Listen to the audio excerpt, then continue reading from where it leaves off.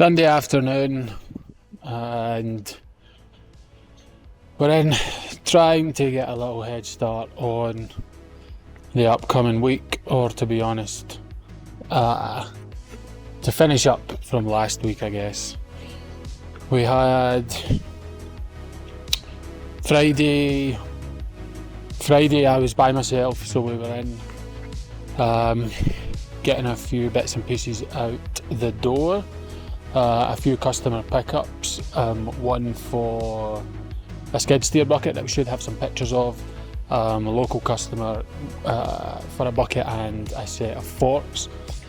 So that was good. That's something that we are trying to push out the door a bit, to be honest, is this back wall here is all skid steer buckets that, to be honest, we've had for way too long. So selling attachments in the US, I mean, you kind of need skid steer buckets. It's the most common thing there is. So I don't even know how long, maybe a couple years ago, we started getting calls for buckets, mostly local customers looking for them, same day. So we ordered a bunch of buckets, I think 12 or 15 in total, because the kind of issue is, when it comes to buckets, is you can't just have one size, because people are always looking for a size that you don't have. So we ordered a selection, 66, 72, 84 inch widths, some bolt on edges and some teeth. We can throw some pictures in of what we've got, and to be honest, so they're under our Attachworx brand, which is our brand, and they are really impressive, really nice. I think they're maybe just too expensive, so we've ended up having them for far too long. But no doubt, if we sell them all, people will start calling us again, because I thought it was going to be easy to throw them up, the common items, really good quality. We didn't want to be offering a crappy cheap bucket, but I think maybe at the price point that we were at, they're almost too good. It's easy to find other options. It's easy to, you just look online and you're like, you see a bucket for $2,500 and then you'll see one for $500. So it's obviously hard to convey for something as simple as a bucket why ours is the price it is. And obviously when people come and see them and they can tell the difference, they love them and they're really impressed. But yeah, it's just been slow going. We're slow going in general at the minute, so we just really need to push them out the door, cash them in and spend that money elsewhere, because there's some other lines that we don't have the cash to properly invest in and get enough inventory, because it's tied up in other things in here that just haven't been moving. So it was good to get one of those out on Friday. We got a couple out last week. We've dropped the price massively, so that's obviously helped. But I think we've got 1, 2, 3, 4, 5, 6, 7, 8 left. So I'll keep pushing those out and hopefully get some more. But that was late Friday when that customer showed up, so we've kind of got a bit of a mess to tidy up. We're starting this week's video here at Marubeni Komatsu at Hamilton, because I have something kind of cool to show you. So if you watched our video a few weeks ago, I was on an online Teams call for Komatsu training for the new electric range of machines. Well, they have one here at Marubeni, and I am hopefully about to show you. Let's go take a look and I will talk you around it. So this is the PC33, PC33E for electric, and inside you would know no difference to the PC55. It's very similar inside. And operating wise is very similar as well. I'll take you in the cab.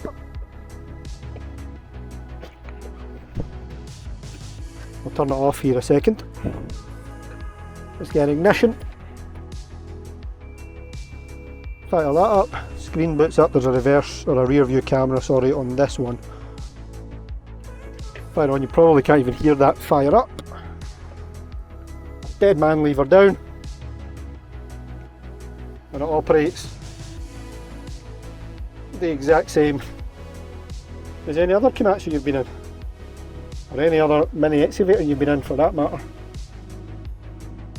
It does have, technically not a rev dial, but you can hear, you might be able to hear the motor build up, but that's the extent of the noise, if indeed you can even hear that through my microphone. Put the microphone here, maybe on this, put the microphone on this window, you can hear it as we operate it.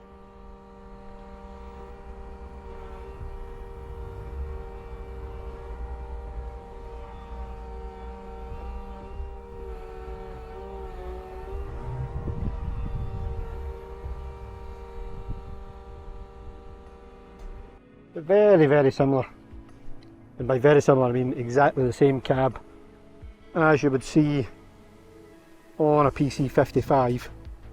Now this machine is spec'd with 2 auxiliary hydraulic circuits, which means a rotating grab or a tilt rotator would be an easy fit on. Charging, this does have an external charger. It does need 3-phase, but simply just plugs in the plug on the side. And that is, if you can hear that, that is the machine at idle. Otherwise, it's a Komatsu in every other aspect, just with an electric motor rather than a diesel engine. What the electric machines do have that the other Komatsu models don't is the new smart key system, which has one master key and then programmable machine keys, somewhat similar to a Kubota. That's pretty cool. Price point on these is significantly more than its diesel counterpart, but if you want any more details, give us a shout. 01555 476 806. This one's fitted with a little Hill Tefra hydraulic hitch and a set of buckets with it.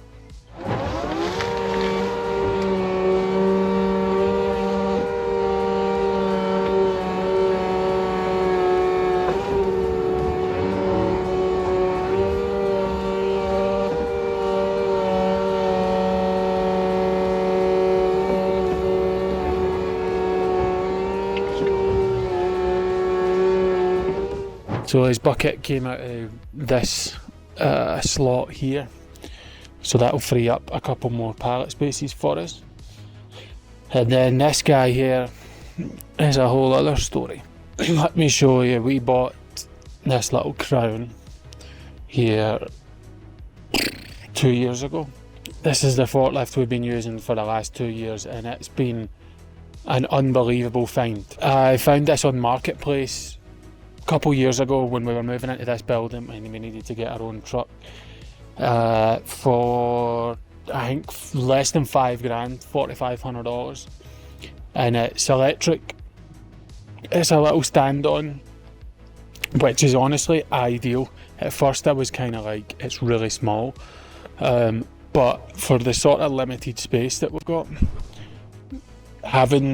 we've rented a few forklifts before that are slightly bigger, where, you know, the sit-on kind, and they do take up way more space and when you're turning and stuff like that. So having the little stand-on one's been perfect, and to be honest, the lift capacity is £3,000, 3,450, which is honestly, I don't think we've had anything that I can think of that this hasn't been able to lift. Obviously, if we started getting into some more big demolition equipment, stuff like that, we would need a bigger forklift. But for inside, this little guy has been perfect. So I bought it used with 7,000 hours or something on it, and it came with a charger and obviously a battery. So this is a charger, and it was just off, again, Facebook Marketplace, so I kind of had no idea what we were getting, but tried it out, seemed all good. Needs new tyres. We've done nothing to it and it's been perfect. But then up maybe 6 months ago, we started losing some charge or some life in the battery. So I got in touch with the Crown dealer, because it's a Crown. Got in touch with them and they sent a guy out to just check it over, and then since we've put it on a bit of a maintenance schedule, so they come out every 120 days and check it over. And then they sent out another guy that actually deals with the batteries, and he said, yeah, you're losing, I don't know, a couple cells are dead and you need a new battery basically. So we got a price for them, and their cheapest refurbished battery was $7,000 and their new one was 12, I think. So that, I mean, that's more than we paid for the actual forklift. So we put it off, and then recently, I don't know if I've got any pictures, but it was getting to the point where you would charge it, you could drive it off and lift one pallet down off a rack and it would be a bit dead. So, and then it did die. So we found a company in Canada, I believe they are, Extra Power Batteries, and they had the battery that we needed, refurbished, shipped to us for $4.5. So we went with that, got it on the way. Then it wasn't till, and I don't know why we never checked this, but also the battery guy never told us to check it fully either. So we slide this one out, and basically this tray just slides out, and you basically can slide that battery right out the side. So we done that for the first time, and there was not a drop of water in the whole battery, any of the cells. I think there's 18 cells in there, and there's supposed to be, the way that it gets water is through, it's in there somewhere, there's a little water, basically where is it? Other side. There's basically a system that feeds water into all the cells so that you don't have to manually pour it in each individual one. Can't reach it, but we pulled it out and it was completely dry. So we filled it right up, every cell that we could. It probably took 16 or 20 1-gallon jugs of distilled water. Filled it up, gave it a few cycles of charge, kept topping it up, and honestly, this battery is, I mean, I don't know what a new battery is like, but this one, for all we need, so we, in the warehouse, we're not sitting on the forklift hours and hours a day. You're pulling a couple of pieces out, setting them down, and then turning it off for a couple of hours while you get some stuff ready, maybe loading up a truck. The most we do will be a couple hours solid unloading containers. But we've fully charged this 2 weeks ago, maybe? No, a week ago now. And the indicator is right down the bottom, so it's like it doesn't know how much charge is in it because it's been at the bottom for like a week, but it's running like new, to be honest. You can feel the power, lifts everything back to how it was. So I'm to be honest, don't really know what to do, because we might as well sell this new battery, because there's no need for it to be here. So we can either put it in the forklift and sell the used one, but to be honest, I'm kind of thinking about just selling that one as it is. It still has a warranty from that company. So just another thing that was cost us more money, and we didn't need it. So I would like to have that £4.5 back to spend elsewhere. Wednesday morning, we're at the yard. This is going to be a little bit of a truncated week for me because we have a family wedding at the end of this week. However, I'm loaded with some more brackets. I'm going to run these over to the welders first thing this morning. Get them moving for Stuart later in the week. Stuart has a Intermercato grab order heading out this morning. It's a GRX 10 with a Formico rotator on it. It's going on a customer's Cat 301.6. He is awaiting his new machine and he's going to take the full setup to the Black Isle show at the start of August. So thank you very much for the business on that one. Looking forward to seeing it on the machine. I am going to nip over with these couple of orders and then we will take the rest of the day from there. Alright, Thursday morning. It's going to be a quick in and out for me today because it is the day of Robert's wedding. So I've been in for a couple of hours, caught up with some paperwork, washed the pickup, ready to go. Stuart is in, went through a couple of orders. Let me run you through them quickly. Right, came back to a bit of a delivery. Let me show you what's turned up. Attachworx S60 pallet forks. Give Stuart a quick hand. Right, get assembled.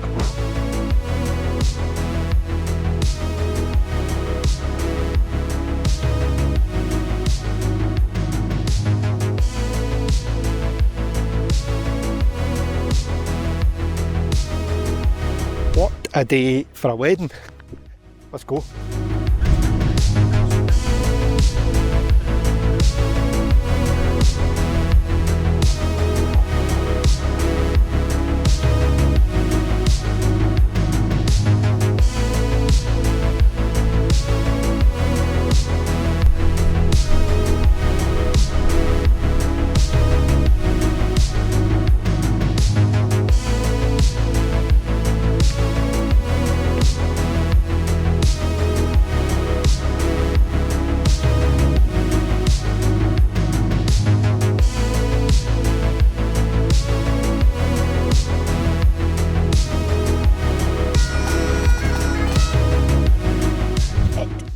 Saturday morning. I think it is about the back of 11, I'm not entirely sure.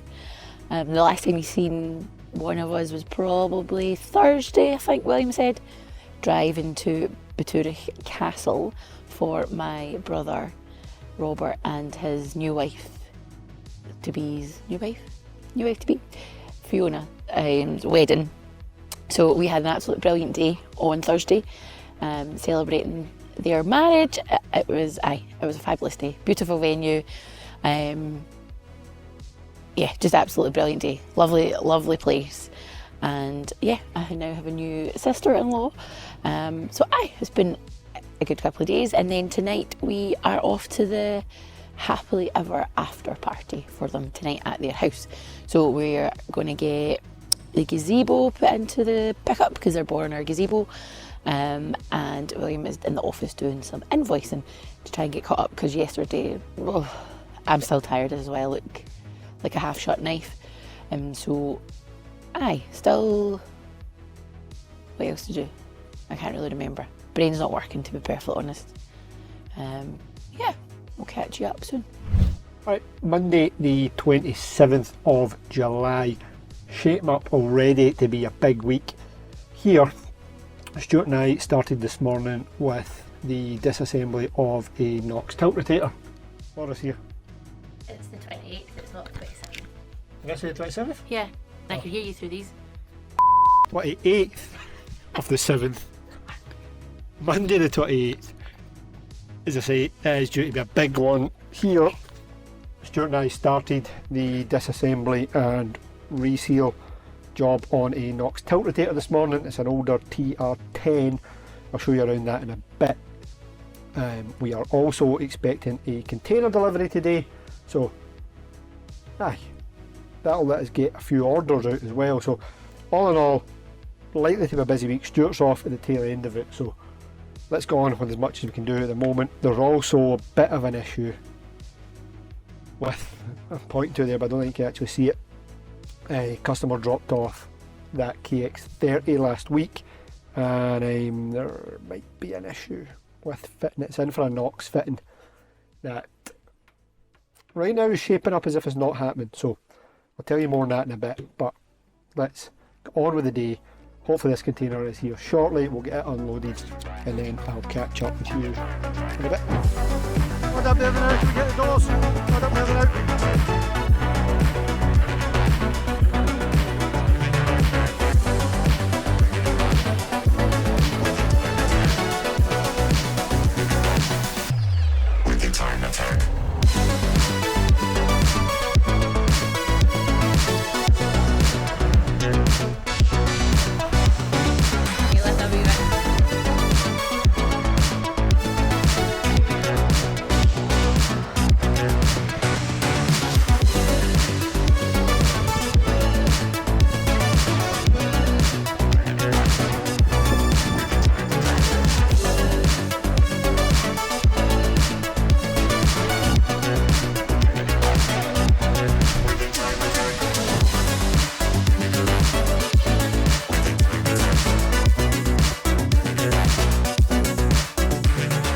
We've had a container delivery 11 from Auger Torque.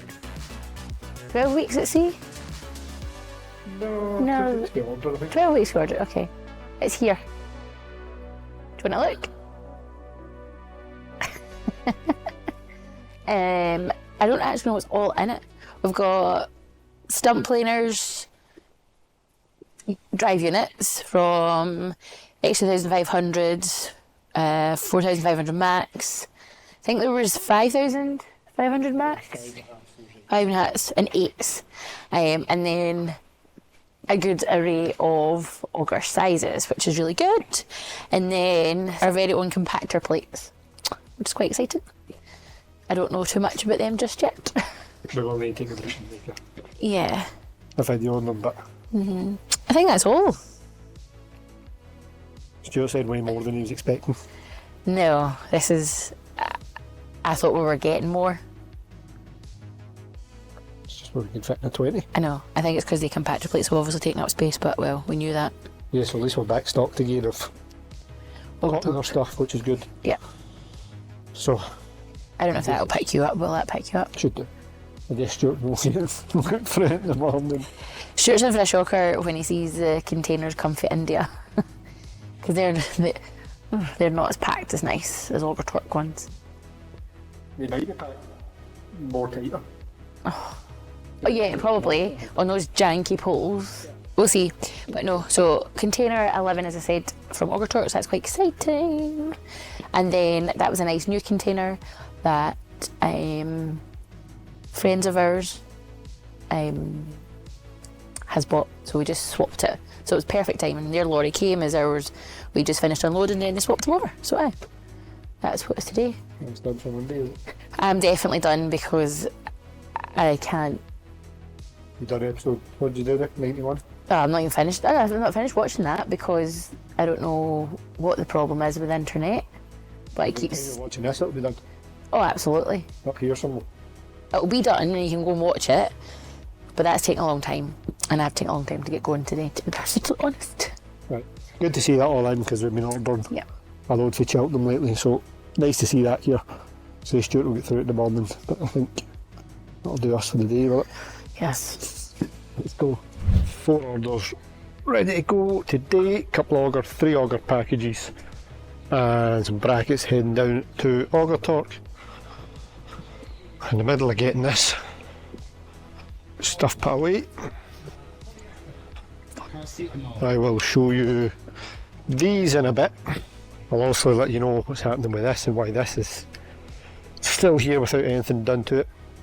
I've also got another Canjini flail ready to go. It's a TC2-100 1 metre wide flail for our customer's 5-ton JCB. There's a Knox from yesterday. I'll give you the update on that in a bit as well. There's plenty happening Got a Teams meeting with the US this afternoon and one with Auger Torque, so about to go jump on them, and then I'll catch up with you on anything else in a bit. Thursday morning, and I'm back on my own in the warehouse this morning. Stuart is off today and tomorrow. We have 2 orders heading out. I'm just waiting on paint drying for a couple of brackets. One of them for this X2500 order, I'll show you around that in a second. And the other 2 are just 2 hammer brackets for a customer up in Aberdeenshire. So I'm going to get them fired on and get them out this morning. Other than that, there are a couple of repairs I can probably get on with, and I will explain to you later on why this is still in here without having had anything done to it. So, wee bit happening today. Let me crack on, get these orders out, and then I will fill you in with some more detail. It's been a little while since I packed one of these myself, but it is an Auger Torque X2500 package. This one's going on a customer's Takeuchi TB230. We've of course built the bracket. It's going with the drive and the 100mm tungsten auger. It wouldn't be a day packing orders in here without doing one of these. Still by far our most popular product and the one we do the most volume of. So this one is heading to a customer in Castle Douglas. So thanks again, Wally, for the business on that one. Very much appreciated. It'll leave today, should be there in the next day or 2.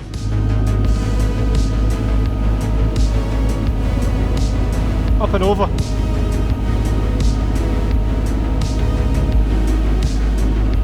Right, shove it up in. That's you. You're struggling to get in there. My legs are so sore. Right, safety lever down. And then your wee orange hydraulic control button.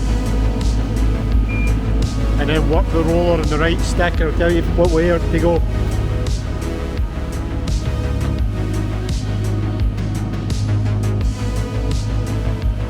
All the way over.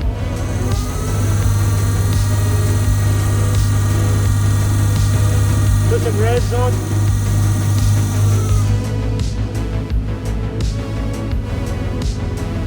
Right side lever pulling back to you. Can you see? It's not the big one, that's the rear one. Aye. Pull it back away. All the way.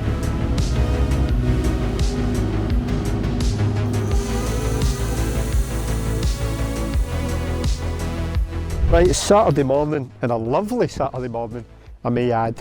But let me update you on what has been going on. First of all, 2 deliveries in over the last couple of days. This one's not incredibly exciting, it's just a delivery from Formico of more hydraulic rotators for our grabs. The next one, however, is one we've been waiting on for a while because it was late. But check out the size of this. I'll get it unwrapped here in a second and show you. In fact, give me a second. That is the largest in the range of Kanjiri excavator mounted concrete mixer buckets. It's the Mix 600. I'll put the specs here on the screen to show you, but it is fitted with a bracket for a customer's 20-ton excavator. Hoses are on it. The electrical connection is there just to open the bottom door. The hoses are on it. Other than that, we just need to get it out to site. We will do that at the start of the week. Really cool to see that arrive because, as I say, it's been annoyingly late. But yeah, it's here anyway, so thanks to Auger Torque and Kanjiri for getting that done. I don't know if I actually ever addressed it on here, but the Kanjiri products, so things like that mixer bucket and our flails, pretty much any Kanjiri product. For a while there, we were buying direct from Kanjiri. Now they are a Kinshofer company, the same as Auger Torque, they're in the same group. But recently, and I'll put a little screenshot here of the details, but recently, this has been coming for a while, but it's been announced that Auger Torque are now the UK distributor for all Kanjiri attachments, which means things like the mixer bucket and our flails are coming, or will be coming through Auger Torque rather than direct from Kanjiri. It makes in fact it's actually, for a customer point of view, better because there'll be some more UK stock holding. We deal with Auger Torque on a daily basis. and then we can have a bit more input into kind of what's we're keeping in stock and what they're keeping in stock, so on and so forth. So from a customer perspective, you won't really notice a whole lot of difference as far as, well, there will be no difference in the product, of course, and it should be, supply-wise, should be a bit better, albeit that one was late. But yeah, that's kind of the change there. From our point of view, we'll see how it goes really, but it should mean that we can try and get some more things like that into UK stock. And they do have, I'll put some pictures here as well, a large stock of these smaller flails as well, the TC1s and the TC2s, which is good to see. So yeah, on that front, all good. This here is a repair I've been on this week. Hydraulic motor was leaking on the flail. Stuart stripped it and in the middle of getting it put back together. I am waiting on some longer bolts coming just to remount the motor. So once they come at the start of the week, I will get it finished off and back together. Now, the good, that's the good. Now for the bad. And I've been putting it off addressing why this has been in here a week without having anything done. Now, a bit of context. I preach religiously in here that we, as a dealer, as a point of contact for a customer, and ultimately as a last line of representation for the products we sell, that we should know our products inside out on a technical level. And for the most part, that has done us, or for the big part, that's what's got us to where we are now. Sadly, as I'm about to show you, this is one of those times where it has caught us out. Now, this is a Kubota KX 030-4 3-ton Kubota mini digger, and it is in for a Knox tilt rotator. Buckets are here good to go. We had that's an S, that's like a 3-ton, bucket profile. We've had them changed over from S30 to S40, barring a bit of paint, they're good to go. But in all honesty, and being completely truthful with you, this one has been headache, start to finish, and when I say start to finish, I don't know if we're near the finish or we're near the start. But long story short, try to give you as much information as possible. It came in last Friday. The tilt rotator should have been here. It's been delayed. It's now at Cheltenham and it's good to go and we could get it up. But put a stop on that, because when we go to fit a tilt rotator, the main question is how many hydraulic circuits are on the machine. And as you can see, this one has a couple on this side, a couple on that side, one circuit, which 99% of the times is not an issue. It just means we need to do the Prop Plus control, which is the joysticks, the control screen, same as you've seen us do on the PC55 a few months back, or on the 2150R up in the north of Scotland. That's what was spec'd for this, that's what the customer wanted. Great, until it came to fitting it. So as I say, this machine came in Friday. Stuart and I had a look at it on Friday, we then had a further look at it on Monday, and that's where the problems arose. Now on this machine, to work your hammer circuit is that foot pedal. Because this only is one circuit, and as I say, it needs a full control system, it just needs a feed of oil to the tilt rotator. However, the problem here is this is a mechanical foot pedal, if you can see that, and I don't think on here you'll be able to see the spool valve. But basically, let me see if I can show you. I don't know if you can see where the spool valve is that's moving as I'm moving the pedal. Effectively what that does is you work that pedal, a mechanical linkage pulls the spool valve in the valve block, and that's what sends oil down your circuit to your hammer or grab or whatever attachment you're using. It is double acting because the pedal goes both ways, which means you can open a grab, close a grab, etc. But what it means, because it is a mechanical foot pedal, it's not electric or hydraulic, means we have no way to control that and proportionally control it with the tilt rotator control system. Because what the tilt rotator needs is, when we go to work a function, as much as all it needs is a flow to the unit, it needs to be proportional. I.e., if we only need 10 litres, we only want 10 litres to the unit, we don't need the full flow of that auxiliary circuit. But we also need a way to just frankly be able to request oil. Because that's mechanical, there's no way to electrically control a valve to request oil when you need it, which of course is a problem. Now you know the problem, let me try to potentially explain the solutions. Now, there is no 100% cut and dry solution. You do this and this will work, which is why we are here a week down the line with no real progress. First option we came across, I'll put a little bit of a video of it here working, is a solution that uses a hydraulic ram, a little hydraulic actuator, to mechanically manipulate what would have been the foot pedal linkage. In theory, should work fine, that when you request oil, it can then somewhat proportionally control the valve spool and give you oil down to the tilt rotator. In theory. Second option, I'll put another little clip here, is this valve. And what that does, and this video is saying what I'm about to say here, but what this does is take your two pump feeds that go into the existing valve block, puts them two in one side, two back out the other. That would carry on to the valve block as normal. It will then combine those two into the single port in the top on the side, the one single big port there, that then could be fed down your hammer circuit. But it would need to also go through another proportionally controlled valve, because all that does is combine your two pump flows into a single. It would still then need to go through another proportional control valve that can be controlled by the tilt rotator system. And again, none of this is a setup that has 100% been done end to end.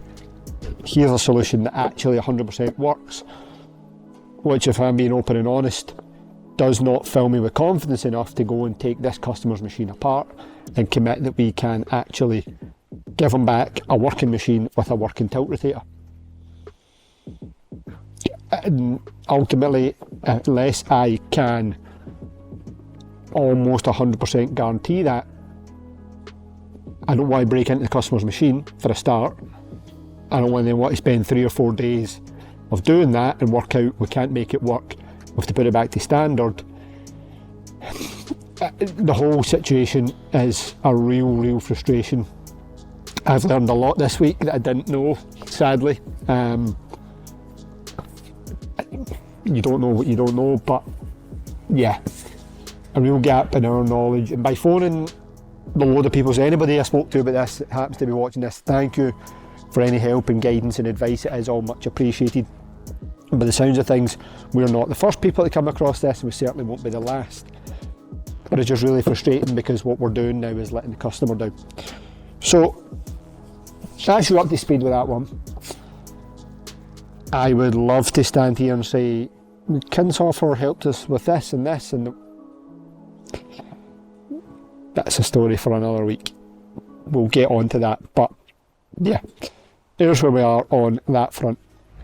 Another positive, potentially, from this week that I never shared with you during the week, is we had a candidate in for an interview for the sales position job. Now, if you're new here, just to fill you in, we have been advertising for a sales manager role for the Komatsu machines, and the candidate we had in was somebody that sent us an email, first of all, wrote a CV, wrote a proper cover letter, followed it up with a phone call, a good conversation on the phone. With us, with Laura and I being off the end of last week, we didn't get to meet, so he kindly came to see us during the week, and with a real promising conversation. I think we're on the right lines. I'm going to do a little bit of work on it today. I'm going to get him a bit of a proposal over so we can discuss it, make sure it's something we all want to proceed with, and then I think that might be a goer. Yeah, a little bit nervous. It's a big commitment, but I think it's the right thing, and I think overall it's what means, if nothing else, we can say that we gave it our best shot at being as good as we could be at selling the Komatsu machines. So I'll keep you posted on that one with a little bit more progress on that next week, I would think. Otherwise, that's enough of me boring you for the day. We're up to date, at least here in the UK, and I'm going to do a couple of hours work today, probably be back in for a couple of hours tomorrow, and I will update you on Monday. I'm going to get a little tidy up here in the warehouse because it's Sunday and I do not want to come in on Monday morning and have it a mess, as you can see. So we're going to find a couple of things to put up in that little rack, move the broom back to where it was and just have a bit of tidy up, and then catch up on some paperwork, and then hopefully not be here all day because it is Sunday.